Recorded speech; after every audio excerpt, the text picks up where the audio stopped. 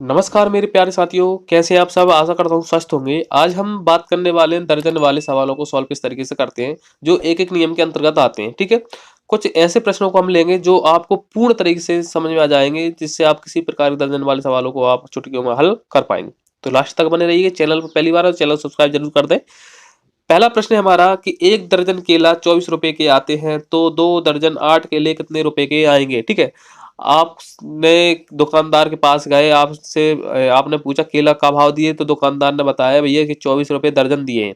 ठीक है? तो आपको ज़रूरत है भैया कि 2 दर्जन 8 केले, तो कितने रुपए के आएँगे? आप किस तरीके से लगाएँगे? ठीक है? तो आपको पता होना चाहिए कि 1 दर्जन में कितने नंग होते हैं? ठीक है? 1 दर्जन बराबर क्या होता है? 1 दर्जन बराबर होता है 12 नग। कितने नग? यानी 1 दर्जन में कितने नग निकलेंगे आपको? 12 केले निकलेंगे। यानी 1 दर्जन में कितने केले निकलेंगे? 12 केले निकलेंगे। ठीक है? तो अब 1 केले मतलब जो मूल्य है ना जो ₹24 मूल्य है वो कितने रुपए का कितने किलो का मूल्य आएगा? ₹24 का 12 किलो का मूल्य आएगा। ठीक है? तो पहले हम क्या करेंगे? 1 केले का मूल्य निकालेंगे। अगर 2 दर्जन की बात कर रहा होता तो 24 गुणा 2 कर देते, तो दर्जन का मूल्य निकल आता। लेकिन जहाँ पर 8 केले की बात कर रहा है, तो 8 केले पहले किलो का मूल्य 1 केले का मूल्य निकालना पड़ेगा, तब 8 केले का मूल्य निकलेगा। ठीक है? पहले 1 केले का मूल्य निकाल लेंगे, इसके बाद दर्जन का भी निकाल लेंगे। तो हम क्या करेंगे? मूल्य में भाग दे देते हैं जो सामग्री हमने ली है। ठीक है? जैसे हम बात करते हैं कि 1 दर्जन की बात कर रहे हैं, यानी 12 चीज हो गई।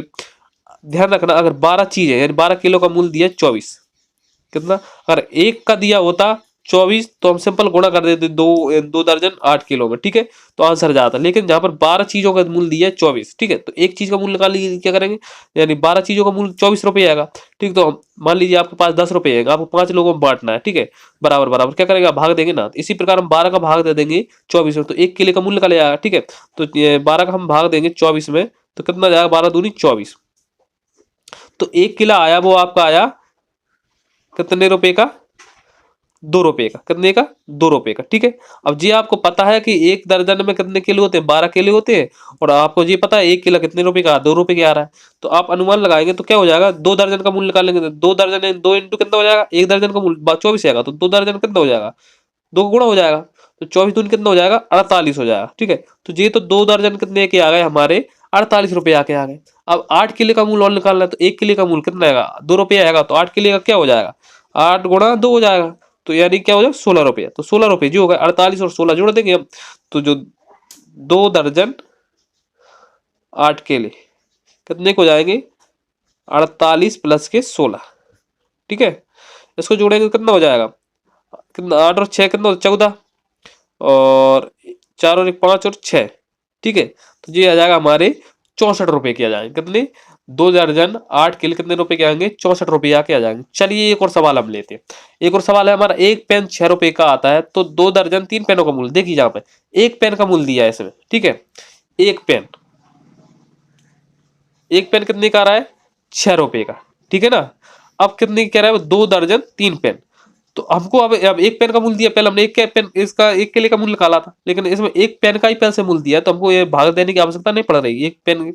ठीक है? अब हमको सिर्फ बदलना है आपको दर्जनों को किस में? नंगों में। ठीक है?